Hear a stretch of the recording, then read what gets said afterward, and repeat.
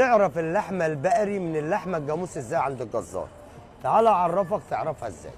قبل ما نبدا الفيديو، اللي يصلي على النبي يكسب عليه الصلاه والسلام.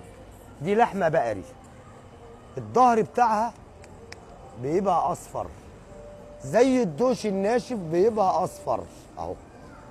ده كده بقري. هخش على الجاموس اعرفك. عرفت ده شكله ايه؟ اصفر، والدوش بتاعه اصفر. ده في الربع. خش على الربع التاني الجاموسي، البدن بتاعه بيبقى ابيض. يعني كل لحمه يعني ايه بلون سمنتها. السمنه الجاموسي بتبقى بيضه، والسمنه البقري بتبقى صفرا. بص الدوش ابيض ازاي، ده ابيض والتاني اصفر. ده كده ربع كده جاموسي. خش على الفخده الجاموسي، بدنها ابيض بردك، العظمه زرقاء تبقى صغيره، والختم مدور يبقى صغير. دي بقى اللحمه العسل سكر شربات مانجا، واللي يصلي على الحبيب قلبه يطيب.